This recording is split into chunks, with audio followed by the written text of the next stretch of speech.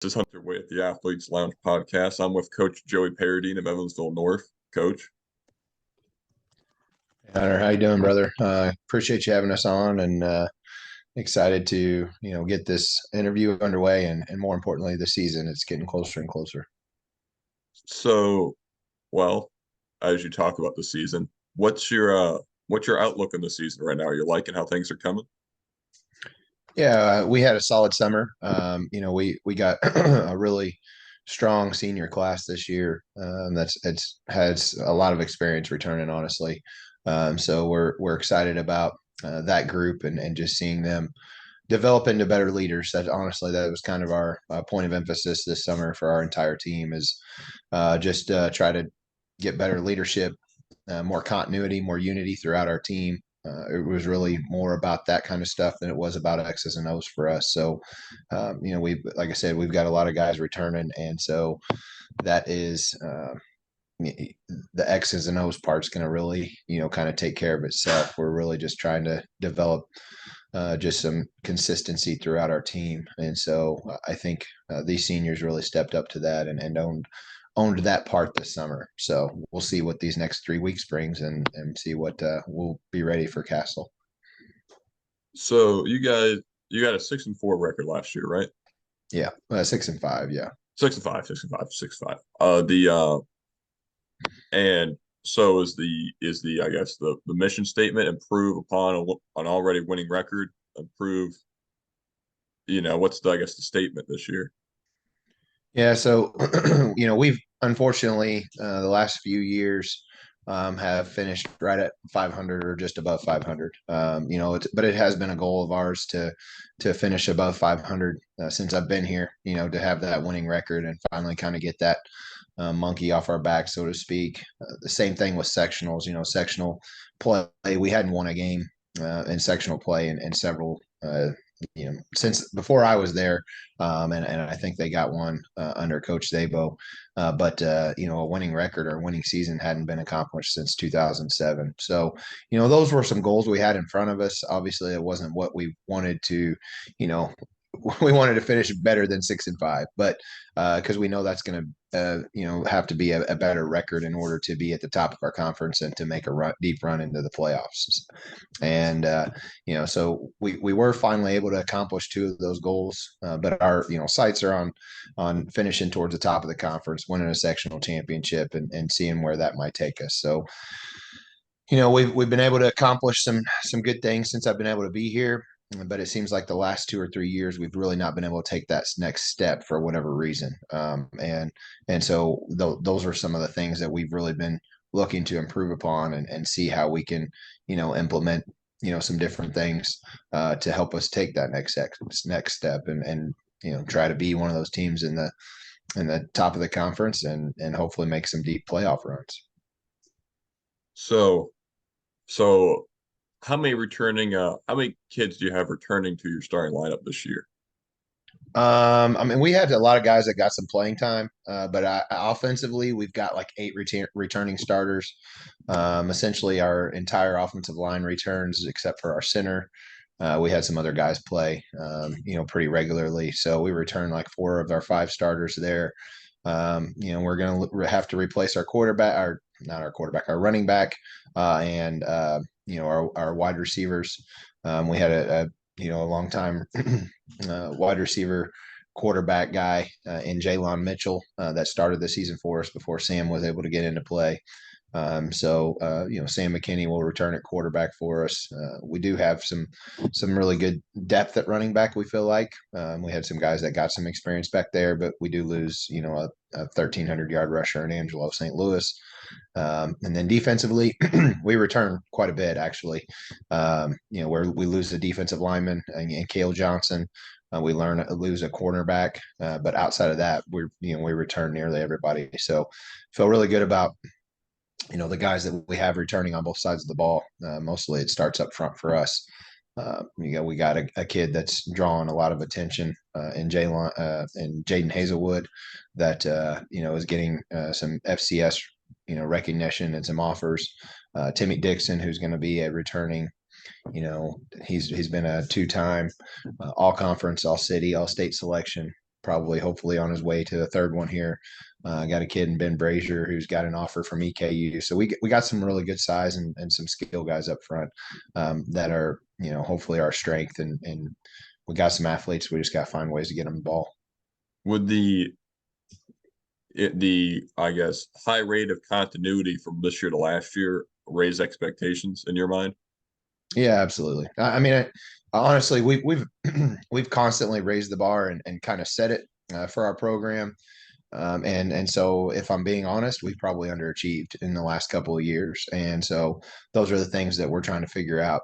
What do we have to do to be able to take that next step and win some of those? Because we've beat darn near everybody in our conference at some point in time, except for Mater Dei. I think that's the only team, Jasper, who's joined the last 2 years. We've been 0-2 against them, but we've played with the Memorials, we've beaten them, we've beaten the Castles, we've beaten some of these top teams in our conference. It's just not consistent. And so, year in and year out, when you want to be one of those teams that play, at the highest level and do some of the best things in your conference, then you got to win those games consistently. And so we're right there, we're knocking on the door, but we've not been able to break through, unfortunately. And so, we've really got to make sure that every single night, Friday night, we're prepared. The guys, show up and play for 4 quarters, and more than anything, know that it's about a team effort, not just about individuals, not statistics or anything else. You can't look at it and say, well, I got mine, and the guy next to me didn't get his job done. It's got to be all or nothing, and buying into that team motto and team principle. And I think if this team can do that, then absolutely we feel good about where we could be at the end of the year. So I because your team has so much returning continuity, are you able to keep your schemes and your game plan, your standard game plan pretty uh can it does it roll over a lot from year to year? Yeah, well, that was kind of something that was different for us last year as well. Um, I had lost 3 coaches to different jobs last year, and one of those was the defensive coordinator. So I had to replace the defensive coordinator last season, and then Billy Haywig took over play calling duties for me. I just after being here for several years, I just started developing some chemistry with some of those coaches, and so it was kind of the first year for both of those coordinators taking on a new role. And so I think that, had a little bit of a factor in just, trying to get these guys comfortable in systems and how, they will go about calling a game. But I feel like this year there will be definitely some more, familiarity with what's going on. Guys are a lot more comfortable. You could tell that this summer. And so you hope that that's the case. And scheme wise for us, we've always been a spread team. We're going to develop, some different packages, some different looks and things based off of the personnel we bring back. We might be a little more run heavy, a little more pass heavy. We're always going to be a run heavy team, though, if I'm being honest, because that's just who I am. I'm an O-line guy at heart. I feel like that you start up front by being able to run the ball, and then, we're trying to develop our passing game a little bit and get more consistent in that. And then defensively, it doesn't really matter who's calling the plays. We're going to be a defense that's going to fly around, try to create turnovers. We don't do a whole lot of blitzing, if I'm being honest, and we just try to let our frontline guys do some really good things because again, that's kind of where our strength's at. So I think definitely having a year under their belts as coordinators with Coach Nero and Coach Haywig, that will pay some dividends this next season. And I'm hoping the kids look at doing what needs to be done in order to take that next step on both sides of the ball. So you said I knew you played O-line at a Wabash, right? Yeah. Yeah, I Yeah. played there for 2 seasons, and then eventually came back home, went to USI, and graduated from Oakland City. So didn't finish there, but my sophomore year, I was able to get some playing time and met some really good people, made some good connections there. So that was kind of my extent of my college career, but it was something that I always had a passion for coaching, even right after I had quit playing college ball. I came back home. And like I said, I went to USI, and then I started right back in the Gibson Southern program as an assistant coach. And so I knew that I wasn't going to probably go on to the next level after college, regardless. I did get pretty involved in the coaching side of things as soon as the playing days were over. So, because you're an O line guy, was there an emphasis on getting big kids on the O line, or was that just the pool you had? You just happened to have some kids that were already bigger. Yeah, so when I took this job, we were sitting at a roster of about 60 or 70 kids for 9 through 12. Any job I take over, I'm always trying to recruit the hallways. You're not a college coach. You don't get to recruit the kids that, you want to see fit and play in your program. You just got what is in the hallways and try to get those kids to come out. And so that was one of the things that we, always try to do at any program I'm at.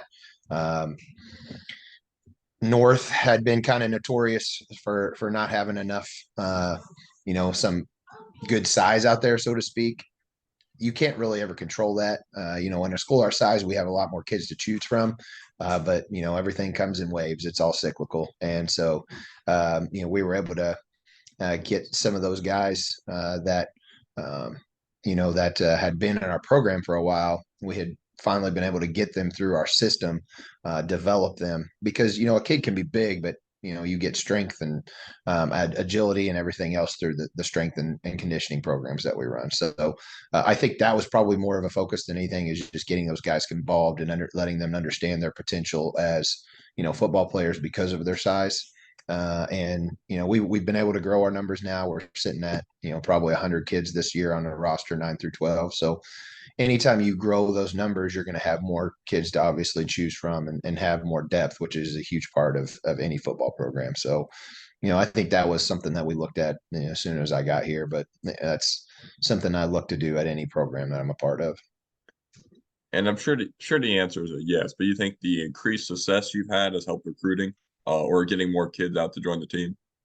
Yeah, I think that it's a kind of, those two things go hand in hand, right? Kids want to play whenever teams are winning and competing for, championships. If I'm just being honest, if they're playing for conference championships, sectional championships, and then it's going to help your recruiting immensely. And so, I'm hoping that we can really kind of increase that here these next couple years, because we have seen our youth program grow. We have seen, an increase in numbers and participation, but those things don't stay consistent if you're not able to win games, and so that's something we got to really continue to do. We got to drive that point home and understand that, we want to be a program that's going to be considered one of the top programs in Southwestern Indiana for a long time. And it wants to be consistent, not just, well, they had a good year this year and then, take a downturn the next. So we're trying to build that consistency, continuity. So, because is there an effort for you to maybe play seniors, get seniors playing time when maybe they want to start normally? So early on in my time here, if I'm being honest, we really didn't have a whole lot of depth, right? And so we were playing freshmen, we were playing sophomores, we were playing, juniors, seniors. It didn't really matter. Now, after we've kind of gotten things established and we have, a freshman team, we have a JV team, we have mostly on our varsity team is going to be comprised of juniors and seniors, right? And that's what good programs do.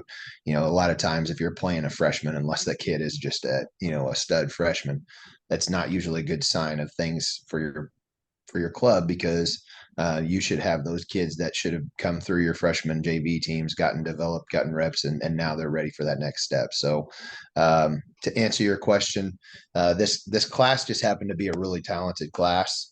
They have really, all kind of bought in and put some time in, which is huge and important for us, because you can have all the talent in the world, but if you don't continue to progress and get better, then it doesn't really matter.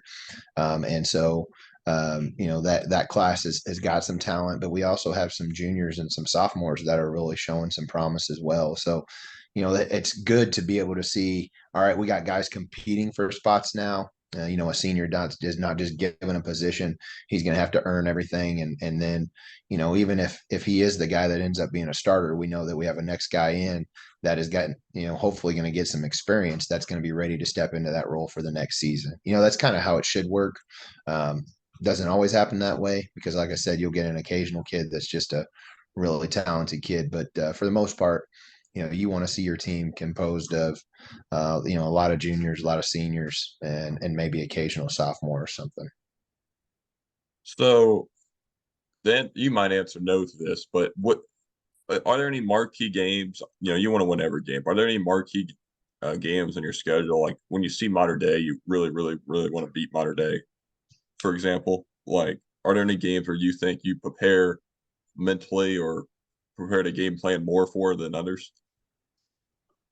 Well, in the SIAC, if I'm being honest, it's week in and week out. You got to be prepared. I know that's kind of coaches speak, but for us, I mean, the week one game is probably one of the most important games we Yeah. have, just because it's Castle. They're not only a conference opponent, which is usually again one of those teams that's at the top, but they're a sectional opponent, and so that's a good measuring stick game for us. Obviously, if you win or lose the first game, it doesn't do anything for you in sectionals until you play them again, but at least lets you see where you're at, because obviously Castle came out of our sectional. They were the sectional champ in our class down here, and then they went on to a semi-state. So they've had some deep runs here recently, and that's where we want to be. And so it's a really good way for us to kind of tell where we're at.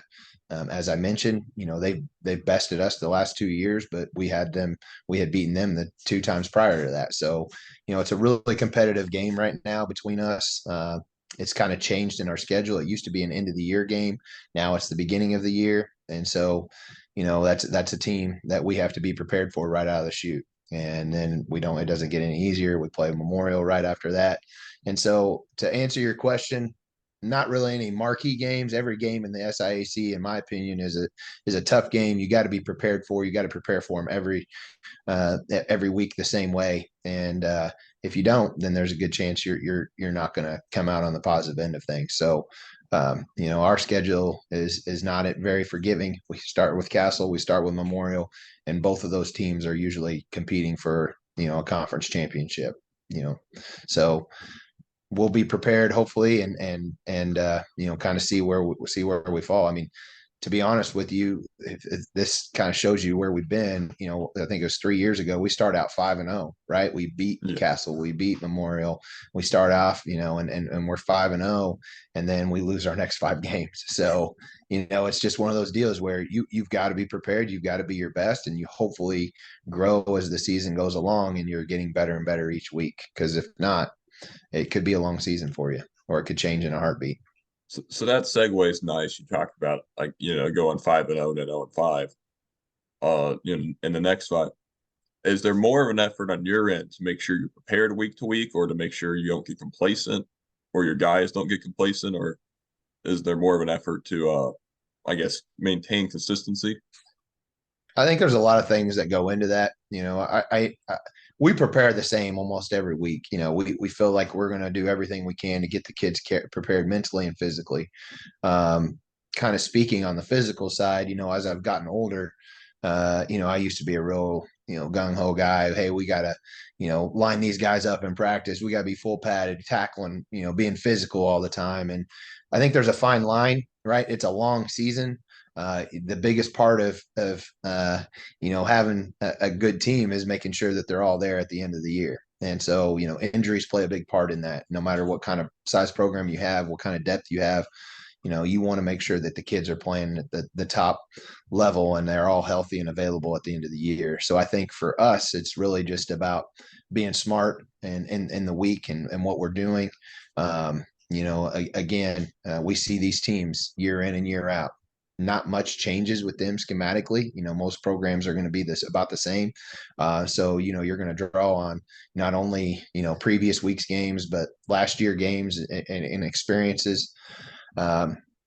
So those things don't really change. It's more about, okay, what can we do to make sure that we are physically prepared, and that the guys are healthy and that they're playing at their best on Friday night. And so we've looked at different things, whether it's, how we weight train throughout that week, what we're doing that Friday before, whether it's game meals and team meals, when we're feeding the kids, the type of preparation we do. So those things have kind of, changed and we've tinkered with. But, the preparation standpoint, I think any coach is going to tell you, they're going to be as prepared as possible. They're going to scout. They're going to do all those things that they need to do.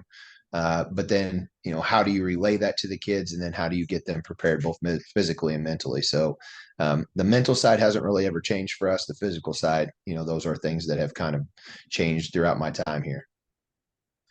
So that kind of answered my question a little bit. Is I'm sure because high school programs, if the coach stays consistent, they tend not to change their scheme too much. Is there, because you've been here a sustained amount of time, do you now know what each team kind of likes to do, or what their preferred option would be? How to Yeah, and like I said, for each team, it's going to change year to year, right? Just a little bit based off of their personnel. Prime example is Mater Dei coming off a state championship. They had a senior dominated team, had one of the best players and quarterbacks in the state of Indiana, and Mason Wunderlich. Well, he's no longer there, right? So. Whatever Coach Gable's been there a long time, the most consistent, coach and program in probably Southern Indiana. And so he's going to do the same things he's always done. Now, will their team pass as much as they did last year? That those are things that you kind of see throughout the year, and that might change. But he's not going to all of a sudden go to some wing TE offense or something like that you're going to have to be all of a sudden prepared for. So, unless there's a coaching change or whatever, most of the time these teams are going to be the same schemes defensively, offensively.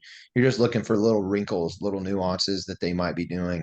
But again, it's really just about, for us personally at North, it's really about, okay, what are we doing, what are we doing well to make sure that we're prepared as possible before we try to go and do anything different for an opponent, right? We're going to know what they're doing. We're going to know, hey, these are their tendencies, but we're never going to change a scheme or anything like that just to try to beat a team or to try to outman or out scheme a team, because it's got to stay consistent for your own team, or else you're just kind of chasing your tail.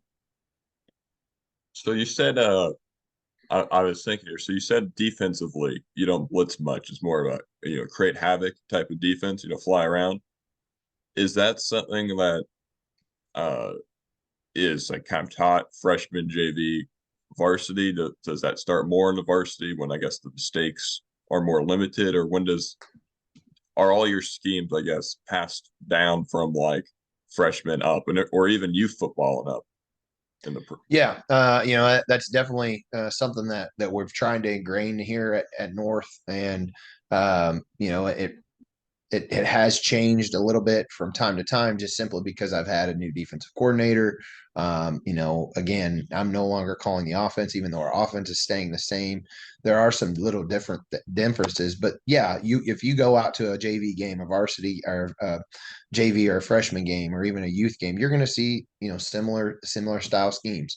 Again, we're spread, but we're multiple. We've never really gotten under center much. We're always going to be a shotgun type of team, so you should see that type of the scheme in our youth league and in our other programs. Defensively, again, you might at the lower levels see something where we're a 4-2-5 defense, and again, we don't blitz a whole lot, but that's just because our strength right now is up front.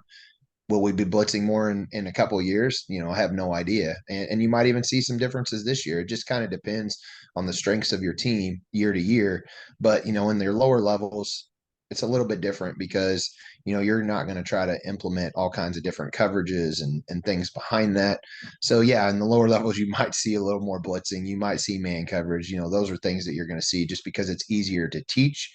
And again, sometimes coaches just feel like that's their advantage or whatever. But you're always going to see, 4-man fronts on defense. You're going to see a spread type of offense, and hopefully those the key verbiage the different techniques and things. Those things are what's being taught at our lower levels. So do you run a 4-2-5? Yeah, we're a 4-2-5 base now. We've got the ability to get to a three-man front. We so there's a lot of variations we can get to, and again, we're in year two now of Coach Nero's defense, so we might see some differences there on how we slide, and we can make things look like a three-man front. We can make it look like a four-man front. I mean, there's even times where we can walk a guy down, and it looks like we have five down linemen. So it just kind of depends, week to week, personnel wise, what the kids are able to pick up. Um, you know, everybody's schemes, they're going to tell you what they are base, but in today's day and age, if you don't have a scheme offensively or defensively that can change and morph, with the ability of ease, then you're really going to be kind of up against it at times, just because there are different teams that you're going to see. One week we might have, a tight end and wing and, like a wing T offense in Jasper. And then the next week, we're going to be facing a team that's more spread out, has 4 and 5 wide receivers. Well, you don't want to have a defense, where you have 5 or 6 DBs on the field if you're trying to face a team that has 2 tight ends and a wing back, and they're going to try to run it down your throat. So you've got to have that flexibility. You've got to have those variations that you can get to week, but you also don't want to change your scheme week to week. So it's just about the little intricacies that you can do to change from week to week without entirely changing your scheme. So when you started, I don't know the reference for this. How long ago was 4-3 considered base in high school? How long ago was it? Yeah.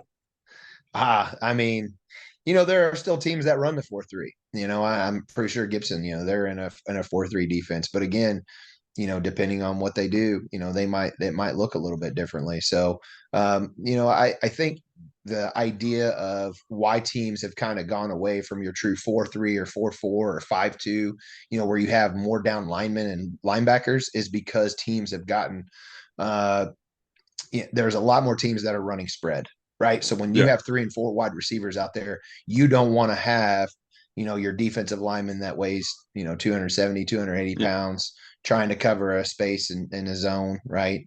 If that's your thing, or you don't want to have a linebacker trying to match up on a wide receiver. So that's why you're seeing a lot more defenses going to more of like a 4-2 or a 3-3 or something like that, that gets them an ability to have an extra, I would say, skill defender, like a DB, hybrid linebacker, something like that, to where it's easier for them to interchange those people. And so to answer your question, there are still teams. I mean, like Memorial still runs a 4-3 defense, and so there are teams that do that. I just think that some people you prefer, some of these other defenses that they can run a different body type on there from time to time based off of the team that they're playing. I was gonna say in the 4-2-5, uh I think a lot of that 50B is a hybrid safety linebacker type thing anyway, usually. Uh Yes. it's a Yeah. And we have the ability to, most of the time it's a hybrid guy, right? A linebacker, DB, safety guy. But we also have the ability to, get into a dime package, right? So it looks like a nickel, but now we have the ability to get in a dime package where we could take a linebacker out and put in another DB. We don't do that a whole lot. Those are certain situations and cases. But any team can do that, and it's just about how does it fit for you, right? If you want to keep your keys, you want to keep your coaching points consistent.